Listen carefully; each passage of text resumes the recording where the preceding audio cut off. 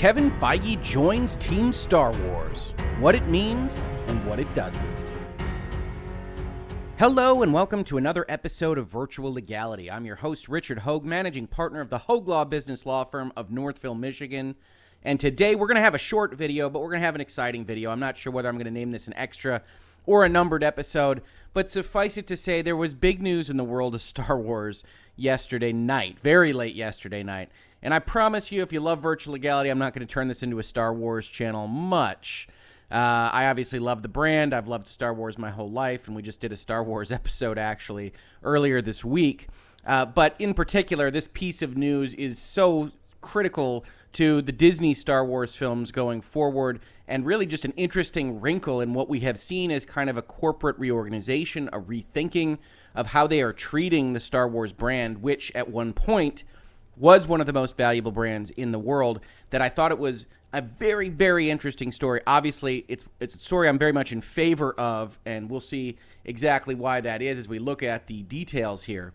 But Star Wars has been important to me. The sequel trilogy hasn't worked for me. What Disney has done with Star Wars over the last 7 years of ownership hasn't been working, in my opinion. And I think this is a great bit of news. So let's take a look at the Hollywood Reporter article that really broke all of this late last night, based apparently on a phone call that they made to Disney, that they confirmed some information that the Hollywood Reporter had heard. Now, this has been reported in various other places, but I always like to go to the first to break the story, and then this article has been expanded a great deal since I read it last night. And it says, Star Wars shocker. Marvel's Kevin Feige developing new movie for Disney. Lucasfilm's Kathleen Kennedy is pursuing a new era in Star Wars storytelling, and knowing what a diehard fan Kevin is, it made sense for these two extraordinary producers to work on a Star Wars film together, Walt Disney Studios co-chairman Alan Horn tells The Hollywood Reporter. Now, that's the short version of this quote, but there's so many interesting things to pull out of here, and I've talked about the Disney company. I've talked about publicly traded companies in Virtual Legality and how whatever public-facing messaging they have, it has to be very carefully considered. You want to say what you need to say. You want to say what you want to get out there to the public, but you also need to give it context, and you need to give kind of the parameters for what you mean by what you say, because it's going to be reported directly, and you can't present weakness. You can't present anything as a problem. This isn't a course correction. This isn't a fix, because we've got a movie coming out in December, and we just had Bob Iger release a book or preview a book that talks about how disappointed George Lucas has been and is in the sequel trilogy. And so we don't want to say that we are course correcting. We don't want to say that we're fixing major problems. But you can judge a company like this by its actions. And so this is a very interesting story. It says, to the surprise of no one, Kevin Feige is a huge Star Wars fan. It might surprise many, however, that the Marvel Studios chief is going to be developing a Star Wars movie as Lucasfilm president Kathleen Kennedy makes new plans for a wave of projects set in the universe, The Hollywood Reporter has learned. And that actual context that they give for the statement that they received from Alan Horn is interesting. Kathleen Kennedy making new plans for a wave of projects set in the universe is not exactly what I read here. So if they have additional context on background or what have you, that kind of adds to this story, and we have to keep it in mind as we read it. But when we talk about messaging, it's important to actually look at what they say and how they say it. So here's the actual full quote in the next paragraph of this article. Feige had discussed a foray into the Star Wars universe in a late summer meeting with Kennedy and studio co-chairman Alan Horn and Alan Bergman, sources say. Actually, before we get to the quote, let's take a step back from there, because if you're paying attention to the timeline here, they say Feige discussed this in a late summer meeting attended by the two co-chairs of the studio, Disney Studio, and Kathleen Kennedy. In what capacity, we don't know. We're not told, because these are internal corporate meetings. We're not going to find out through a Hollywood Reporter article. But one, that's an interesting meeting to be in, right? I mean, the thing about Kevin Feige is he's had all this brilliant success with the Marvel Cinematic Universe, with Marvel Studios. He has been really the shining light producer story in Hollywood for a decade now. But Kathleen Kennedy basically has the same position at Lucasfilm. She has had her creative hands on all of the projects since Disney purchased the Lucasfilm brand and Star Wars and everything else that came with it. She has had her issues with the directors that she's picked, with the directions that she's gone. She's had to replace a number of directors. And Kevin Feige coming in the same role, and I don't care whether or not it's presented as completely collegial in this context in the Hollywood Reporter article, whether they have press conferences talking about how thrilled they are to be working together. This has to be stepping on a certain amount of toes. You've got Kathleen Kennedy with a Star Wars brand that may or may not be in trouble depending on who you ask, but certainly with a brand that had a significant drop-off in the two movies that followed The Force Awakens and Rogue One in particular. You've got a Galaxy's Edge theme park that really isn't driving the business that Disney had thought it would, although that might change when the Rise of the Resistance, their major ride in that land, comes out. So I think everybody's holding their breath on that. But you also have, to go with it, merchandising issues. You've got Hasbro talking about their toy sales being down. You have Star Wars toys not flying off the shelves. Some of that is because The Last Jedi is 2 years old.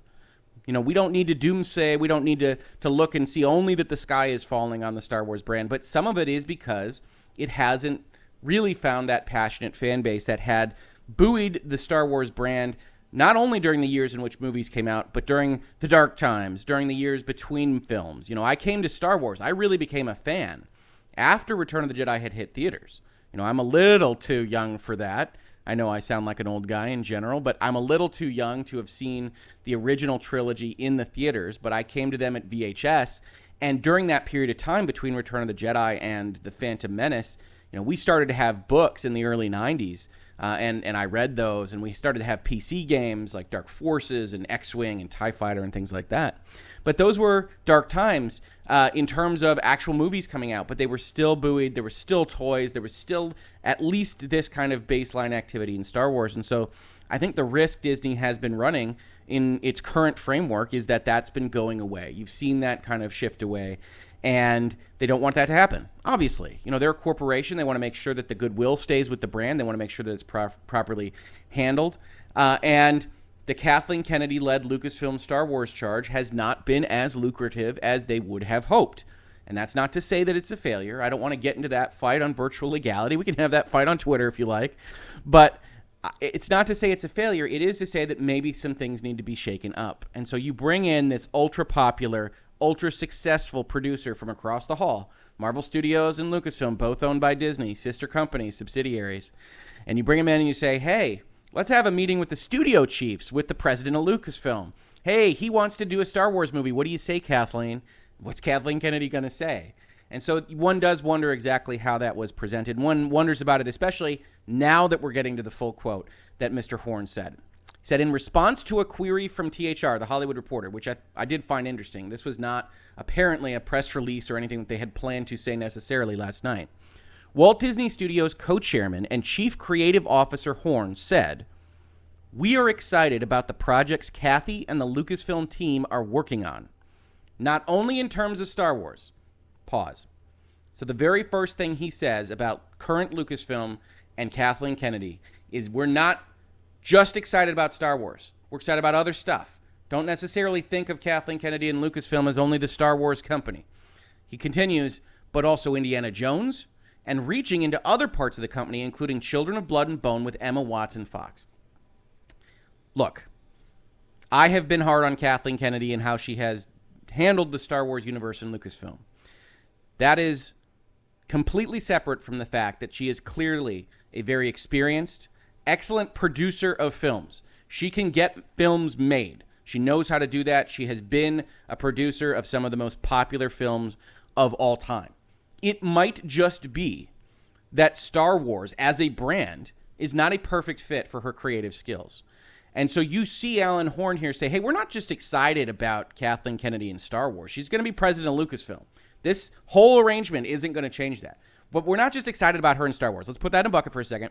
Look, we've got Indiana Jones, which is a completely different feeling property. And we've got this other thing, Children of Blood and Bone, which I don't know anything about, honestly, but which has a different sensibility than Star Wars, I would be willing to guess. And think about Kathleen Kennedy and Lucasfilm doing those. They say, with the close of the Skywalker saga, this is the going forward with the quote, and it's exactly what they put in the main slug line for this article. Kathy is pursuing a new era in Star Wars storytelling. Again, pause. So we've got episode 9, it comes out. We are going to be done with the Skywalkers. We're going to be done with the grand mythology, Campbellian heroes arc journey through Star Wars. We want to do other stuff.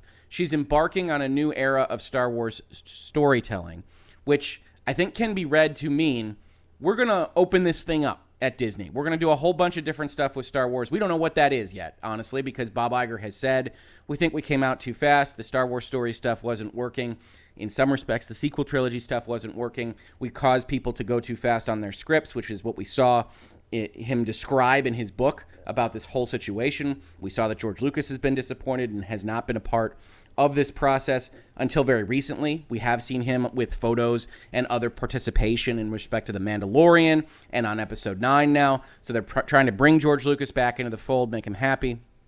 And so she's going to do a new era of Star Wars storytelling as president of Lucasfilm. But one strongly suspects from this quote as not the sole creative force behind Star Wars. We're going to have creative people that are there. If you're familiar, The Mandalorian is run by Jon Favreau, who was one of the original creative forces of the Marvel Cinematic Universe. He helped create the style and tone of the Marvel House movie, as well as the style and tone of Robert Downey Jr.'s Iron Man. He was the director on Iron Man, the original movie in 2008. So on The Mandalorian, you've got Jon Favreau. Now you're Kathleen Kennedy and you're Lucasfilm. You're sitting in a room where they're telling you Kevin Feige is going to work on a Star Wars movie. So you've got the head of the entire Marvel Cinematic Universe going to do Star Wars. You're surrounded on both sides by Marvel Cinematic Universe people. And I think you know that. You say, okay, fine. Maybe that makes sense. Maybe it doesn't if you're Kathleen Kennedy. I can't read people's minds, and I wasn't in the room. But I want to make sure that I'm still president of Lucasfilm, and Lucasfilm has a lot of other assets. So Lucasfilm's going to work on this other thing across Disney, and they're also going to work on trying to figure out and produce an Indiana Jones movie. But while we pursue this new era in Star Wars storytelling, whether that's Benioff and Weiss's movies ever coming to fruition, whether that's Rian Johnson's movies ever coming to fruition, we want Kevin Feige involved. They say, knowing what a diehard fan Kevin is, it made sense for these two extraordinary producers to work on a Star Wars film together. And you say, yeah, okay, maybe it does. There can't really be two strong creative producers on a movie. You look at the Marvel Cinematic Universe and you look at the Sony movies. Let's take Spider-Man Far From Home. And we're going to talk about Spider-Man in just a second, believe me. But you take Spider-Man Far From Home, and it's got two producers, two primary producers. It's got Kevin Feige and it's got Amy Pascal. I don't think anybody really truly believes that Amy Pascal was the driving creative force between Spider-Man Homecoming and Spider-Man Far From Home. They feel too different from the films that she's put out there, and they have that Kevin Feige touch. I would strongly suspect that whatever Kevin Feige puts together in terms of the Star Wars universe, it would feel like he had devoted his time and resources to it, and not so much feel like the sequel trilogy or the current Rogue One and Solo Star Wars stories. I suspect it would feel very, very different, and I think that's what you're seeing. Even if we assume Rian Johnson and Benioff and Weiss get their movies, you've got three wildly different kind of approaches to filmic storytelling. Giving everybody the full benefit of the doubt, Rian Johnson is kind of an indie auteur that is dedicated to exploring dark psychology. Benioff and Weiss are ostensibly, depending on how you feel about Game of Thrones, check out Hoeg postmortems on the final season if you're interested, are ostensibly good at building large mythologies and historical structures with multiple character lines and plot lines that go across a long period of time. And then you've got Kevin Feige that basically invented the cross-character movie contract, where you can have characters pop in for 5-minute cameos to establish a universe and then have them all come together in some kind of big grand event. And certainly from my perspective as a Star Wars fan, that kind of concepting, if you imagine, not that we know these characters, but if you imagine that you just set something in 10 years in the future of the Star Wars universe, and you have a hero movie about a smuggler and a hero movie about someone training to be a Jedi and a hero movie about someone doing something else, and have them come together and cross paths and really set up a kind of dense mythology, which is something that you saw a little bit of in the expanded universe book lines that were really popular throughout the 90s and early 2000s, then you could build something like the MCU out of Star Wars without being bound to the trilogy format. And that might be what they are looking to have Kevin Feige do. It really depends on whether this is a lark for him. He wants to do a one-off because, hey, I get to play in the Star Wars universe, or whether this is something more of a test run about whether or not Kevin Feige can have more creative control at Star Wars, help Star Wars and Lucasfilm out as a brand, and most importantly to Disney, not kill the golden goose over at Marvel, right? Kevin Feige's primary role has to be to make sure that the Marvel Cinematic Universe keeps humming, and this in the Marvel Cinematic Universe is a period of transition. It's an interesting one because they just had Endgame. They just had all the successes with the Infinity Saga. But it's a good jumping off point. We talked about that in our postmortem on Avengers Endgame. People can jump off here. They were nice. Disney was good and finished that story. And if people want to jump off of the Marvel Cinematic Universe, now is the time. And so you're going to have to win a certain amount of people back in order to keep participating in those movies. And Kevin Feige has to be a part of that. So it's interesting to see this transition. I also mentioned that I would mention Spider-Man Far From Home because if you are following the timeline and you see that they had that meeting in the late summer, you know that is when the news broke that Spider-Man would be leaving Disney to go to Sony, with Sony continuing to beat the drum that the reason that this was happening was that Kevin Feige was too busy. Now, is that the truth? Is it because Kevin Feige is too busy only on X-Men and some of the other stuff that he's integrating into the Marvel Cinematic Universe? Did Sony have an inkling that this meeting was happening with respect to Star Wars? Or did this meeting actually foment Disney saying, all right, well, if Kevin's going to try to help the Star Wars brand while maintaining the Marvel Cinematic Universe brand, and we want to spend him on helping Sony make a movie, we're going to need a much bigger cut because he might break down under all this pressure. Could that actually have been a legitimate excuse? People are reading it different ways. I'm seeing a lot of tweets on my social media that say, he quit Spider-Man because he was too busy and now he's working on Star Wars. But that was always Sony's tale. That was always Sony saying that Kevin Feige was too busy. Disney, if you go back and you look at their comments, said, Kevin Feige would love to keep working with Spider-Man, but it's just the businesses that have to work out the terms. And that might still be the case. But it's no coincidence in my mind that all of that was happening at the same time that Kevin Feige was meeting with the heads of the studio and either telling them or being told that he wanted to do a Star Wars movie and that Kathleen Kennedy was going to be okay with that. Continuing with the Hollywood Reporter's analysis here, some see this move as a prelude to a larger role for Feige within Lucasfilm, while others say it merely reflects the Marvel executives' passion for the franchise. That's the key question, right? Is this going to be a shift? Is this just going to be a one-off for Kevin Feige? I think to a great extent it depends on how it all works out, right? This is essentially a trial run. Can Kathleen Kennedy be president of Lucasfilm and have a strong creative producer making a movie that, in all honesty, there's no way she's going to have total control over? So is that going to work out? Are they going to work together smoothly? And ultimately, the most important question whenever you're having these discussions, is the Feige Star Wars movie going to make a boatload of money? Because if it does make a boatload of money and it didn't work out very smoothly, then you start to make changes. If it worked out smoothly and it didn't make money, okay, it was a one-off. Kevin Feige goes back to the Marvel Cinematic Universe. And if it worked smoothly and it makes a lot of money, Disney's thrilled. Kathleen gets to stay. Kevin gets to stay in Star Wars. He also works on Marvel Cinematic Universe. I think if you're a corporation and you're looking at this, you got to take the variables in hand and you have to start playing the hand you're dealt, but you don't know what that hand is yet. So could it be something bigger? Abso-freaking-lutely. Does it mean it is something bigger? No, not a chance. You don't make those decisions right now. You see how everything goes first. It says a top Disney source says Kennedy remains in charge with no plans for any changes. No surprise there. One knowledgeable source says Feige has told a major actor that there's a specific role he would like that person to play if and when he makes the movie. And that's very interesting in and of itself, right? At least at the start of this article, you hear a kind of, we're just chatting. Kevin wants to be involved in Star Wars. What do you think, Kathleen? Oh, yeah, that sounds great. He's going to do some Star Wars stuff. This sounds much closer to Kevin Feige has a plan, and he knows what he wants to make in the Star Wars universe. He's talked to an actor about what role they'll play. Now that he's in, he's going to make that movie, and he's got something that he knows what he wants to do with going forward. And again, that doesn't surprise because what Kevin Feige has done, the real genius behind the Marvel Cinematic Universe is being able to film, produce, write 3 movies, 4 movies, 5 movies at a time.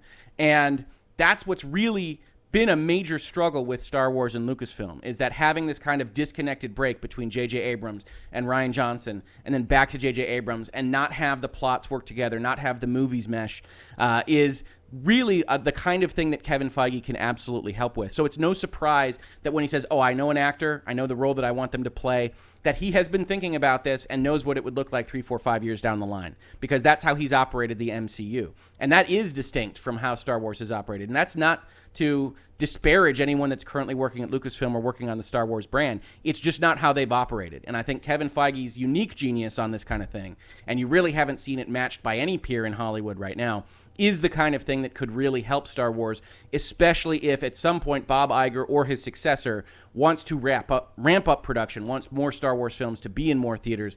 And if you're Disney, that's the ideal solve, right? If you can avoid this kind of notion of Star Wars fatigue, if you can get that brand in theaters 2-3 times a year, or even once a year at this point, that is a better situation. It is making more money for the company. Hopefully it's making audience members more happy than they are right now.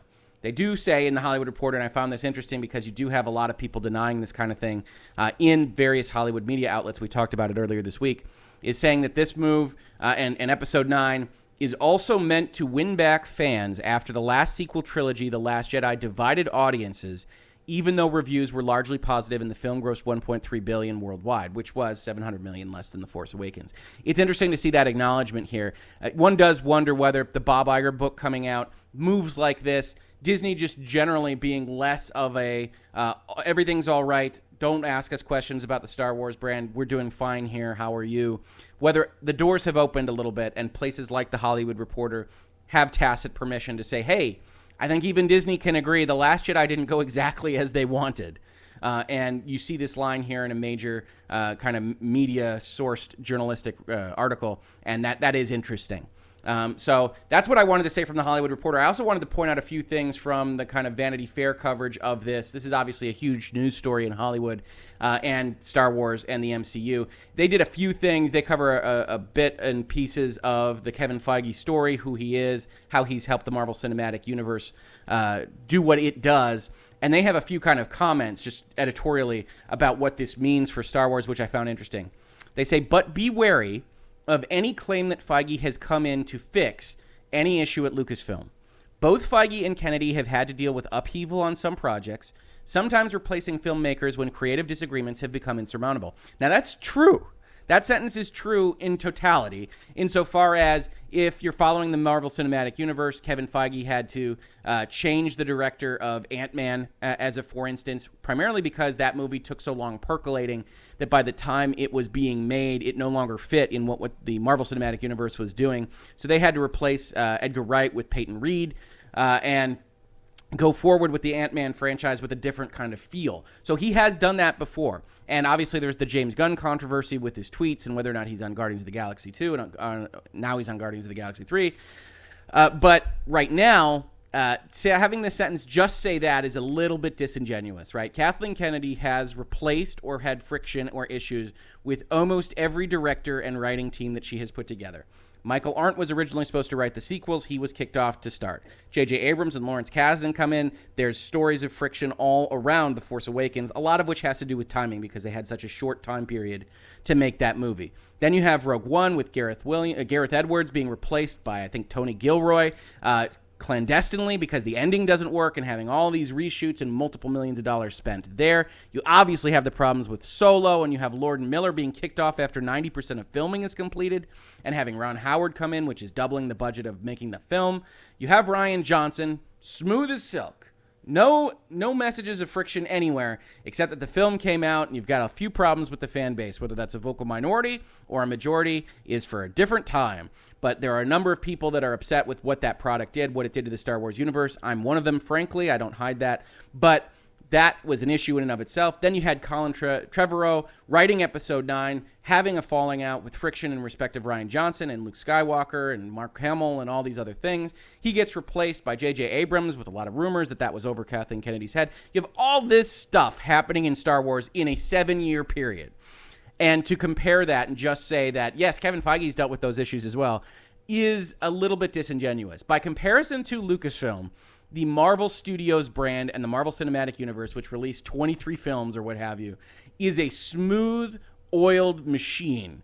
And so he is being brought in to at least offer creative assistance on how the production should look, how to get the factory churning out the widgets. And I think there's no question about that. It is fair to say he has also dealt with issues with production and directors and writers. They are not anywhere near the same level as what Lucasfilm and Kathleen Kennedy has dealt with since 2012. Vanity Fair continues, maybe there is a longer-term partnership to be forged here, but anyone who knows Feige is aware that his success as a producer comes from making dense genre mythology accessible to mass audiences. He began his career as an assistant who offered valuable notes in meetings about the early 2000s X-Men movies and Spider-Man because he had immersed himself in the comic book source material. Taking a pause, they see that as a but. Maybe there's a long-term partnership, but this is what Feige does. I don't see that as a but at all. As a matter of fact, everything that has ever been said about Kevin Feige is that he really is a huge, huge Star Wars fan, going so far as to have him describe various bits of the expanded universe, the books and things of that nature.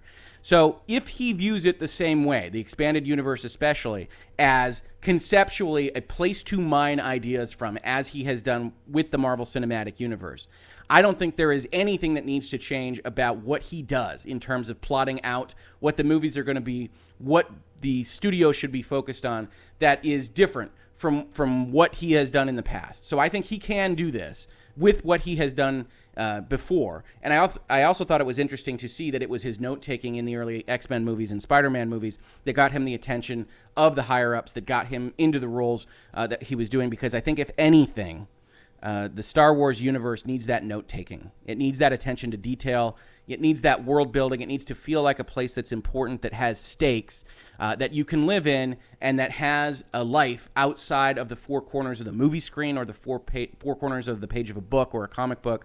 And that's what really Star Wars was for a very long time and has been lacking in the Disney era of Star Wars. And if that's what Kevin Feige brings to the table, if nothing else, I think it's a big win for Disney. The final of this article says the Marvel Cinematic Universe was built on the untested and risky proposition that moviegoers would love to see interlocked stories with characters who crossed orbits and turned up in each other's narratives. It's a structure Star Wars has tried to adopt with its mix of saga films, standalone one-offs like Rogue One and Solo, and now its streaming shows. I think pausing there, it's not actually one that it has tried to adopt as much as it has aspired to. I think the Star Wars stories could have been that. They weren't. They were actually all looking into the past. You've got a Solo prequel, you've got a Rogue One prequel, but I do think you could have built something that had essentially a cell of resistance fighters that could then pop up in various places to be the resistance fighters that are working with the saga films in Episode 9 or something along those lines. That didn't happen. I think there was probably aspirations to have that happen, but it didn't happen. And now it's streaming shows, as discussed here, again, all looking to the past. Mandalorian looking to the past. Obi-Wan Kenobi series looking to the past. I don't think you have seen Star Wars really start to mine the possibilities of an interconnected universe in the same way that the Marvel Cinematic Universe has. When you see those shows announced for Disney+, the Loki show, the Wanda and Vision show, the Captain America / Falcon show, and things of those nature, then you see that interconnectedness. You see why people would be interested, if they're following the Marvel Cinematic Universe, to follow those things, versus the Disney Star Wars approach has been, hey, if you want some background on these characters you already know or that are dead at this point in time, check out these movies or series. That's a different approach. And I think Kevin Feige being brought in to kind of talk about those issues is, again, something that makes a whole lot of sense. And Vanity Fair finishes off their article by saying it makes sense that the company would partner with the producer who originated the technique, especially since he drew so much inspiration from Lucasfilm's history in the first place. And I think that history really does go towards the expanded universe, having people bounce around the Star Wars universe in the books and the comic books and the video games, and how that worked to create a universe that people loved in the 90s and the 2000s, when there wasn't really necessarily a lot of Star Wars to hang your hat on. And so I do think it's a very, very interesting story. I think Kevin Feige coming in is not going to be as smooth as The Hollywood Reporter and Vanity Fair and others at Disney would have you believe. I think this is a movement at Disney to address an issue. I don't think that means Kathleen Kennedy has to go anywhere. I don't think that means that she should necessarily go anywhere. I think she can produce movies and has a history of producing good movies. But I do think they're essentially saying, okay, let's have your Lucasfilm focus on non-Star Wars stuff. Because at bare minimum, rightly or wrongly, your name, Rian Johnson's name, some of the stuff associated with the sequel trilogy and the current state of Star Wars, we do think is having a negative depressive effect on people being willing to invest in the Star Wars brand. So we need Indiana Jones anyway. That was the other pillar of Lucasfilm. Let's get you started on working on that. And when I make this statement to The Hollywood Reporter, the very first thing I'm going to mention about you is that, hey, it's not just about Star Wars for you. You're also working on Indiana Jones and other things across the Disney studios. So I think what you see here right now is an interesting step. Could it turn into nothing? Could it turn into a one-off movie that Kevin Feige makes and then goes back to Marvel Land? Absolutely. But don't be surprised if that movie is a massive, massive success. And if it is a massive, massive success, that Kevin Feige, Jon Favreau, other components of the Marvel Cinematic Universe start seeing what they can't do with Star Wars, one of the most valuable brands in the world. Thank you so much for watching and checking this out. If you like this, please like, please subscribe. This has been Virtual Legality Today. Otherwise, if you caught this on YouTube, thank you so much for watching. And if you listened to it on a podcast, thank you so much for listening. And I will catch you on the very next episode of Virtual Legality. Virtual Legality is a YouTube video series with audio podcast versions presented as commentary and for education and entertainment purposes only. It does not constitute legal advice and does not create an attorney-client relationship. If you have legal questions about the topics discussed, please consult your own legal counsel.